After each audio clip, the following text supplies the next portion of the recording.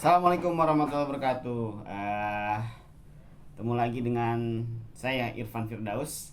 Kali ini agak sedikit beda. Yang biasanya nge-review sepatu lari, nge-review rute lari. Kali ini saya mau baca buku. Karena salah satu hobi dari dulu saya juga adalah baca buku. Cie. Jadi ini salah satu upaya buat kalau lagi bosen baca buku, bacain, kita coba masukin YouTube. Siapa tahu ada teman-teman juga yang memang tertarik dengan topiknya. Nah, buku kali ini memang gue salah satu yang cukup concern itu adalah di bidang sejarah ya. Dari dulu suka sejarah.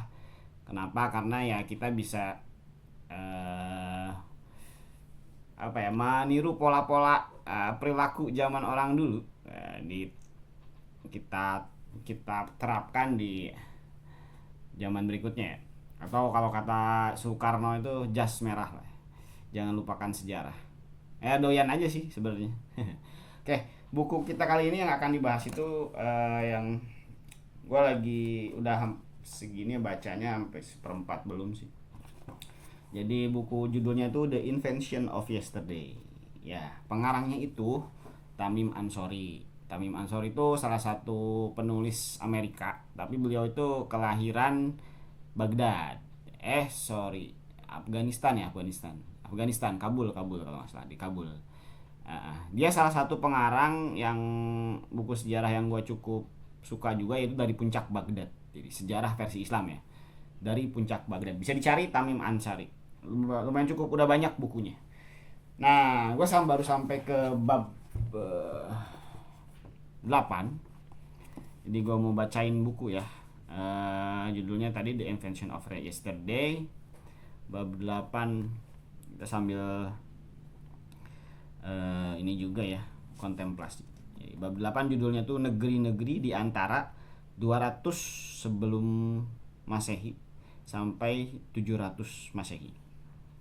Oke. Let's get out. Let's roll. Negara politis punya perbatasan yang menandai bagian dalam dan lainnya. Peradaban tuh punya zona tepi, yaitu koherensi suatu narasi besar pelan-pelan melemah dan bercampur kekuatan narasi besar lain di bagian luarnya ya. Namun perbatasan bisa dilewati dan zona tepi dalam sebuah ini tuh tidak tegas. Oke. Jadi sepanjang sejarah manusia berpindah dari satu peradaban ke peradaban lain melalui ruang di antaranya. Ada pedagang, pelancong, petualang, perompak, tentara, migran, pelarian, semuanya membawa barang dagangan, permainan, saling melintas ya, gagasan, dorongan, kebiasaan lainnya. Budaya manusia bisa menggumpal menjadi konstelasi, tetapi selalu ada hubungan antar budaya. Dalam juga nih. Agak paragraf pertama ini masih tinggi. Oleh karena itu, orang-orang yang mendiami negeri-negeri di antara peradaban-peradaban besar berperan vital dalam makin saling terhubungnya antar umat manusia. Budaya tak perlu dibawa oleh orang tertentu, asal ada orang-orang yang hidup di jalurnya. Tetangga memengaruhi tetangga yang lantas memengaruhi tetangga. Jadi satu sama lain saling mempengaruhi. Riak pengaruh bergerak melalui ranah sosial seperti gelombang laut. Tak ada molekul tertentu yang berpindah jauh, hanya naik turun. Riak budaya bahkan tak membutuhkan kontak damai antar tetangga. Masyarakat yang berperang juga bertukar barang dan gagasan, belum lagi bertukar gen. Itu proses akulturasi.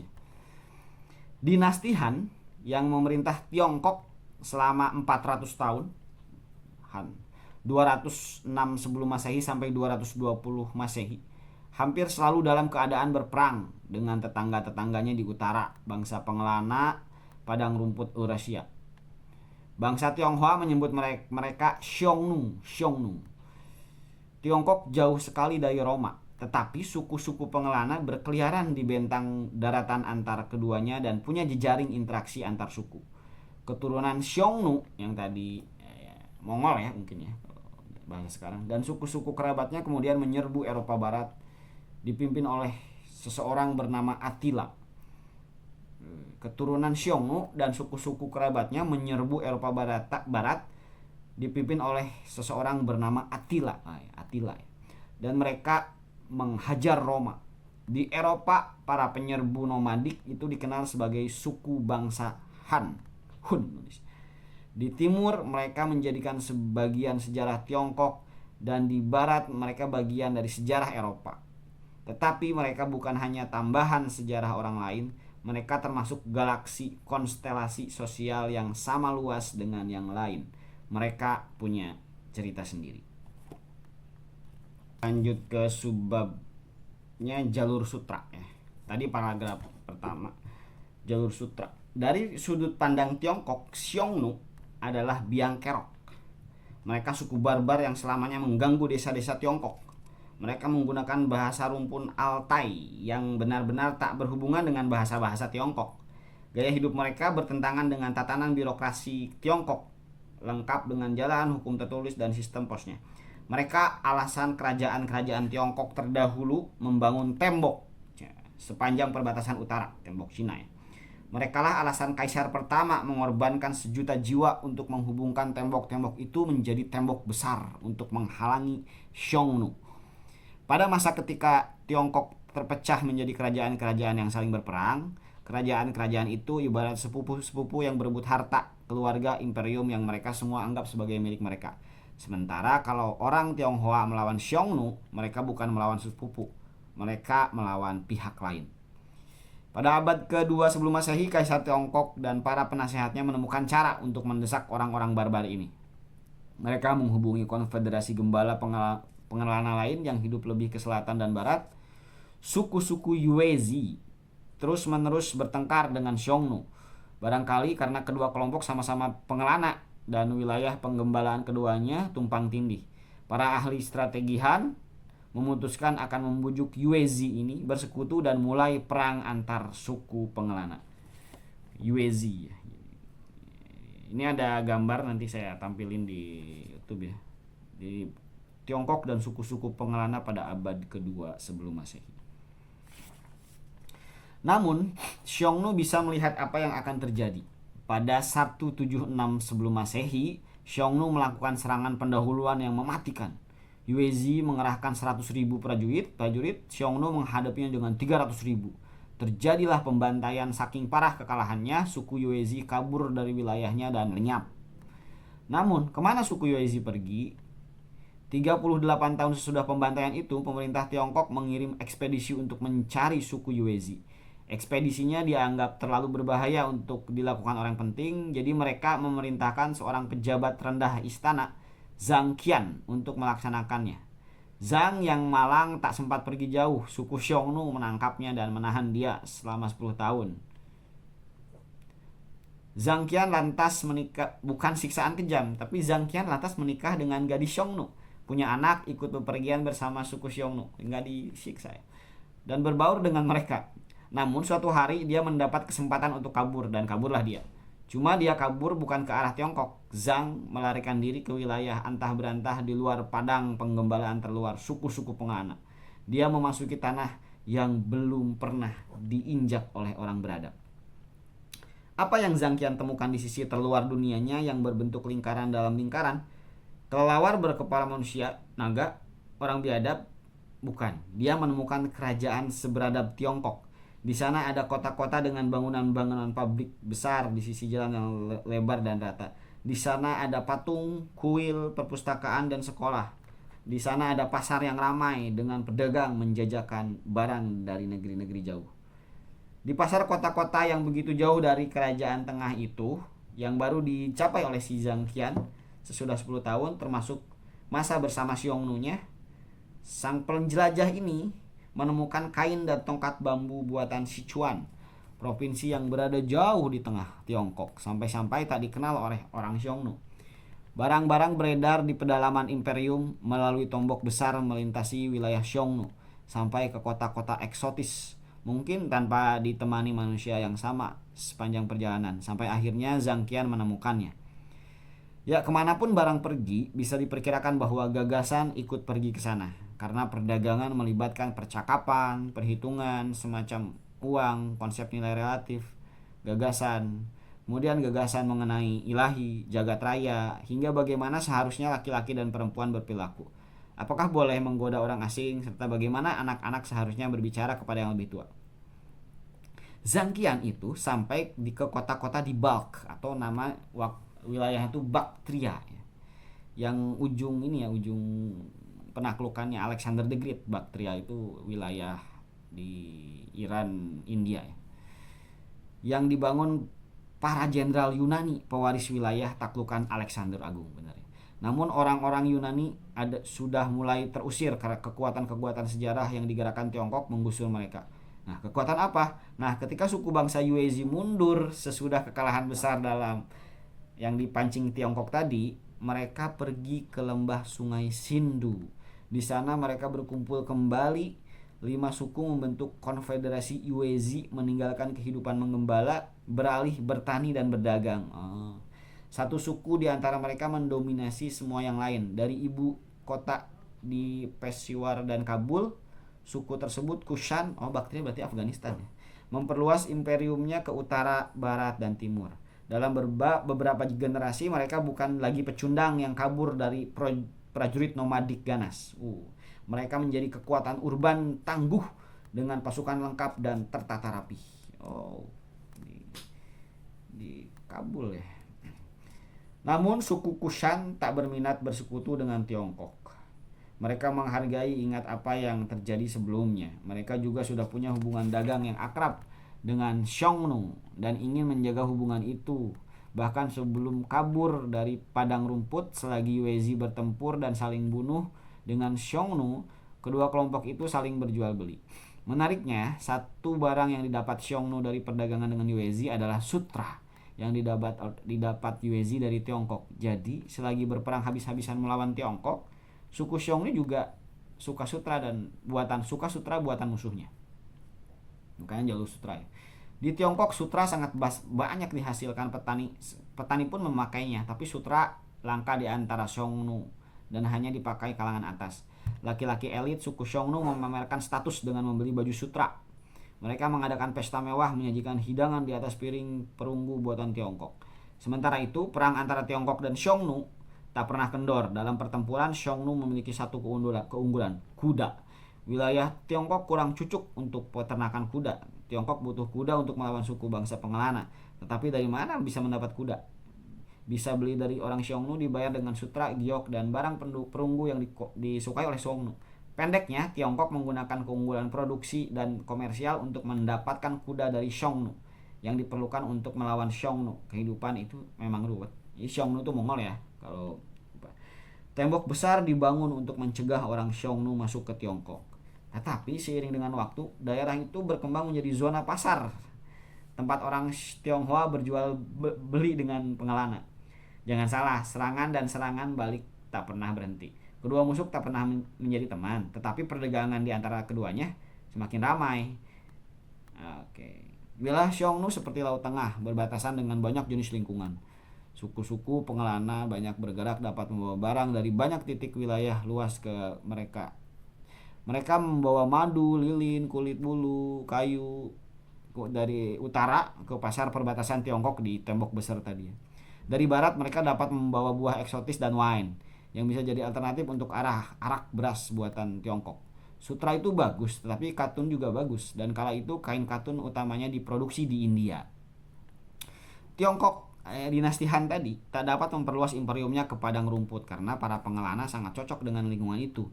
Di padang rumput, suku pengelana bakal menang di semua pertempuran terbuka. Namun, Tiongkok bisa membangun serangkaian garnison di sebelah barat tembok besar. Benteng-benteng dibangun untuk melindungi pedagang yang masuk keluar Tiongkok. Akhirnya, perpanjangan imperium Tiongkok itu mencapai zona terlindung lagi. Imperium Kushan yang tadi, Kushan yang di Kabul itu ya. Barang-barang yang sampai ke sana dapat mengalir dengan aman ke India di tenggara atau Persia di barat. Dari wilayah Persia, para pedagang dapat membawa barang kerajaan-kerajaan di sekitar Laut Tengah yang dikuasai para penerus jenderal-jenderal Alexander. Dari sana, barang-barang itu dapat mencapai Roma. Jejaring jalan melintas padang Eurasia Tengah itu belakangan disebut dengan jalur sutra. Jejaring melintas tadi jejaring jalan melintas padang Eurasia tengah itu belakangan disebut jalur sutra. Karena sutra adalah produk termewah di antara banyak yang melewatinya. Waktu itu tak ada yang menyebutnya jalur sutra karena tak ada yang menyadari bahwa jalan itu layak diberi nama. Jalur sutra bukanlah satu jalan melainkan banyak, dan barangkali tak ada orang yang pernah berjalan dari ujung sampai ujungnya. Orang punya nama-nama untuk cabang lokalnya dan mereka membeli atau menjual apa yang mengalir melaluinya. Mereka tak tahu. Ini ada gambar jalur sutra, nanti saya post juga ya. Dan tak perlu tahu dari mana sih barang-barang itu aslinya atau bagaimana lokasi pasar mereka di dunia. Imperium Kushan mulai terbentuk pada abad ke-1 sebelum Masehi dan akhirnya membentang dari Sindu ke Laut Aral. Wilayahnya mencakup sebagian Iran, sabuk yang melewati negara-negara etnis Turki di Asia Tengah, Afghanistan, Pakistan, India zaman sekarang ya.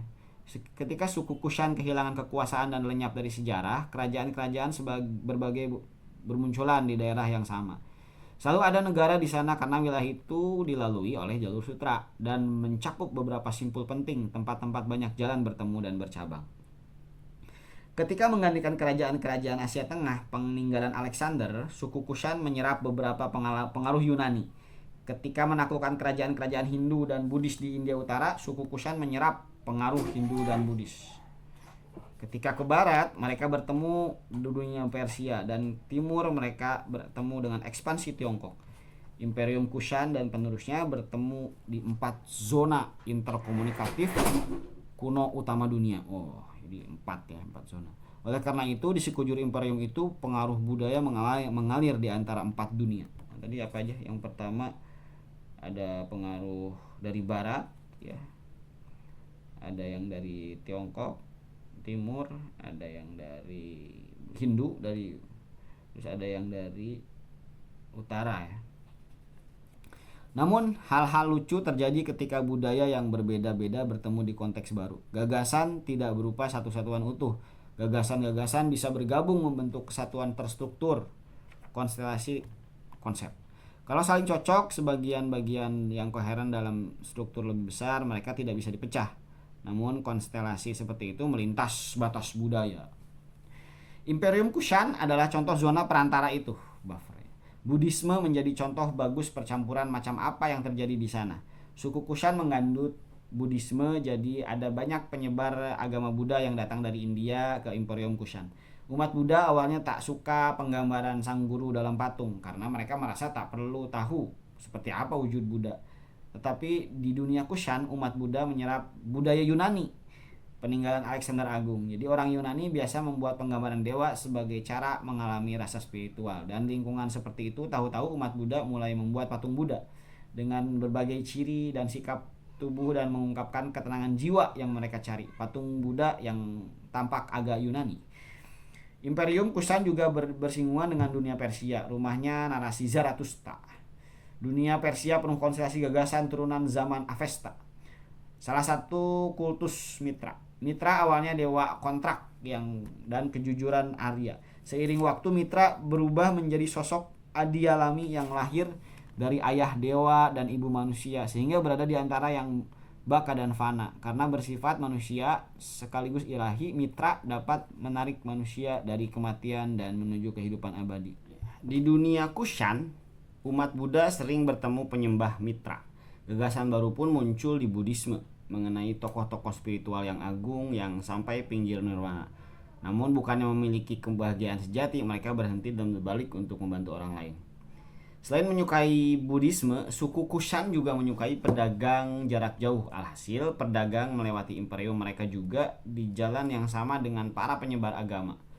Tak pelak lagi orang-orang bertemu dan bercakap-cakap, dua arus itu bercampur. Di Asia Tengah, pedagang keliling mulai menganut Buddhisme dan Buddhisme menjadi makin berkesan komersial. Kecenderungan ke arah perdagangan muncul berbarengan dengan beberapa perkembangan menarik di agama Buddha. Ada versi barunya yang berbentuk berdasarkan gagasan tadi Bodhisattva, namanya Buddhisme Mahayana, berarti kendaraan besar. Aliran itu menyatakan bahwa mencapai nirwana itu bukan perjalanan yang dilakukan sendiri oleh tiap jiwa. Perjalanan itu dilakukan bersama-sama. Buddhisme Mahayana membuka pintu gagasan bahwa tiap orang boleh jadi nggak harus melakukan kehidupan berdisiplin dan bermeditasi keras. Nah, jadi beberapa penganut Buddhisme bisa hidup sebagai biksu dan beberapa orang menjadikan usaha mencapai nirwana sebagai pekerjaan purna waktu. Oleh karena itu, Buddhisme Mahayana memunculkan wihara-wihara yang bukan hanya menjadi rumah para biksu, melainkan juga tempat pengumpulan sumbangan dari orang-orang yang mempercayai jalan Buddhis. Wihara-wihara itu memiliki banyak emas dan tanah. Pada waktu itu, tempat itu pekerjaan besar biasanya berarti ekspedisi dagang melibatkan kafilah besar dengan banyak hewan dan orang, lengkap dengan stasiun di jalan dan perhentian untuk istirahat. Semua itu berpadu sempurna karena makin banyak pedagang jarak jauh yang menganut agama Buddha dan makin banyak umat Buddha menjadi pedagang. Oleh karena itu, melalui wihara, umat Buddha awam dapat menginvestasikan kekayaan secara langsung untuk keselamatan. Buddha. Dari Buddha Mahayana itu cikal bakal orang Buddha ini ya, berdagang juga. Barang-barang dagangan yang mengalir melalui dunia Kushan menuju timur dan barat, tetapi Buddhisme hanya mengalir ke timur. Apa penjelasannya? Nah, para pelancong menuju barat menemukan ranah budaya yang kurang bersahabat terhadap Buddhisme, yaitu narasi Mesopotamia yang memandang alam semesta sebagai drama apokaliptik. Apokaliptik itu kiamat gitu ya, dengan awal dan akhir, menampilkan dewa-dewi sebagai protagonis dan manusia sebagai abdi. Umat Buddha memandang dunia sebagai medan tanpa ciri, peristiwa dan benda tak benar-benar ada, dan tiap jiwa bergerak menuju nirwana tanpa pribadi. Kedua kerangka itu nggak cocok, tidak saling cocok, dan di sana tak ada kerangka lebih besar yang dapat mencakup gagasan Buddha sekaligus Zarathustra. Jadi karena datang belakangan, Buddha di kawasan itu gagal tumbuh. Namun gagasan-gagasan Buddhis yang bergerak ke timur menemukan tanah yang lebih subur. Bukannya paradigma dominan Tiongkok mencerna Buddhisme dengan mudah. Buddha dan Kongfusi ibarat minyak dan air. Keduanya menawarkan konseptual yang konsisten di dalam tetapi sangat berbeda. Buddha mengutamakan perjalanan jiwa individu, Kongfusi mengutamakan konteks sosial. Buddha membahas jagat raya, Kongfusi sibuk dengan keluarga dan negara. Buddha memutus hubungan dengan dunia benda, Kongfusi mengejarkan perilaku anggun di dunia benda. Buddha mengajak bersatu dengan yang abadi, Kongfusi memandu perbuatan yang pantas di sini dan kini. Di Tiongkok ada satu lagi sistem gagasan yang sudah lama hidup. Orang bijak Lao Tzu telah menggagas filsafat yang berakar di medan gagasan tradisi budaya yang sama dengan Kongfusi. Tetapi menjawab pertanyaan yang agak beda. Lao Tzu memusatkan perhatian ke bagaimana orang dapat menghadapi kekacauan dan kesusahan di dunia. Orang yang terinspirasi gagasan Lao Tzu cenderung mencari damai di alam, mengamati dan merenung, menghargai kesunyian. Taoisme adalah produk asli peradaban Tiongkok, sama seperti pemikiran Kongfusi. Berakar dari aspek-aspek autentik pandangan dunia Tiongkok yang dilahirkan negeri itu sendiri. Ketika umat Buddha sampai ke Tiongkok dan bertemu penganut Taoisme, mereka merasa bertemu rekan sehati. Terlebih lagi, tak seperti dunia barat, Tiongkok tak punya tradisi ilah pencemburu yang menuntut penyembahan eksklusif. Di Tiongkok, satu orang bisa mempraktikkan upacara Taois, memegang nilai Konfusianisme, dan membakar juga hiyo untuk sesajian arwah. Mereka nggak harus memilih. Pada masa kejayaan dinasti Han, pemikiran Kongfusi didukung negara, tapi Taoisme hidup di antara rakyat. Pejabat Han mempelajari kitab-kitab klasik Kongfusi sebagai persiapan bekerja dalam birokrasi yang terus membesar, tetapi Taoisme ikut serta sebagai agama para petani. Karena pekerjaan pedagang dipandang rendah. Pengikut Kongfusi, pedagang berstatus sama rendah dengan petani itu, sehingga mereka menjadi akrab. Ditambah ketika itu banyak pedagang menjadi penganut Buddha, sehingga Taois dan Buddha menghirup hawa yang sama. Jadi ada Kongfusi, Taoisme yang Lao Tzu tadi, dan Buddha ya. Agama Buddha berkembang lambat di Tiongkok ketika para kaisar Han menguasai realitas sesuai. Namun pada abad ketiga, dinasti Han mengalami apa yang selalu dialami dinasti. Dinasti Han melakukan berbagai kekeliruan sehingga kehilangan mandat dan negara mulai berantakan. 400 tahun persatuan Tiongkok berganti 3 abad lebih kerajaan-kerajaan yang saling berperang. Dan rakyat biasa tak tahu lagi siapa yang berkuasa atau apa yang akan terjadi esok hari. Dalam kondisi demikian, Taoisme mendapat banyak peminat, dan selagi Taoisme tumbuh subur, ruang budaya untuk Buddhisme di Tiongkok terbuka. Sementara itu, kultus Mitra terus menyebar di seluruh dunia Persia. Para penguasa Imperium Ashkani mendesak ke barat ketika Romawi sedang mendesak ke timur. Asia Kecil menjadi titik pertemuan keduanya. Di zona perbatasan itu, para serdadu Romawi bertemu kultus Mitra. Kultus Mitra punya sifat yang mirip agama-agama misteri, satu ciri khas dunia Yunani Romawi. Agama misteri intinya adalah sekumpulan pengetahuan rahasia. Penganut agama semacam itu awalnya tak tahu apa-apa, tapi dengan menyerap pengetahuan misteri mereka akan makin dekat ke pusat sampai akhirnya mereka sampai di inti misteri. Di sana mereka atau cenayang yang mewakili mereka dapat berhubungan langsung dengan yang adi alami. Adi alami itu Tuhannya. Karena Mitraisme menggunakan tema yang sama, maka para serdadu Romawi mudah menerimanya dan kultus Mitra versi modifikasi muncul sebagai agama misteri baru di Roma. Tokoh utama misteri Mitra terlahir dari ibu perawan bernama Anahita, manusia yang melahirkan dewa. Kelahirannya sekitar titik balik musim dingin atau seputar 25 Desember. Selama hidup di bumi, Mitra ditemani pengikut yang berkaitan dengan zodiak, berjumlah 12. Kelahiran dari perawan juru selamat umat manusia lahir pada 25 Desember. 12 pengikut, ada yang kedengaran akrab. Mitraisme marak di Imperium Romawi tak lama sebelum adanya agama Kristen. Sejak awal keduanya berebutan jiwa dunia Yunani Romawi. Agama Kristen akhirnya menang dan pada abad keempat Mitraisme telah punah, tetapi tidak sebelum meninggalkan bekas di narasi Kristen yang datang belakangan. Itu segmen jalur sutra ya, menarik. Berikutnya segmen jalur rempah kita bahas di segmen yang lain karena cukup panjang. Tadi ada Imperium Kushan itu salah satu puzzle dari jalur sutra, merupakan ternyata menarik, terbentuk dari kekalahan bangsa penggembala oleh Mongol ya, yang diadu domba oleh Tiongkok. Ya, ada sebuah Imperium Kushan baru di mana terdapat akulturasi agama juga di situ ya. Udah Buddha dilahirkan, juga ada Buddha Mahayana yang agak bercampur dengan peradaban Yunani. Ada juga yang tadi Mitra ya, kultus Mitra yang bercampur juga dengan budaya-budaya timur. As long as you stay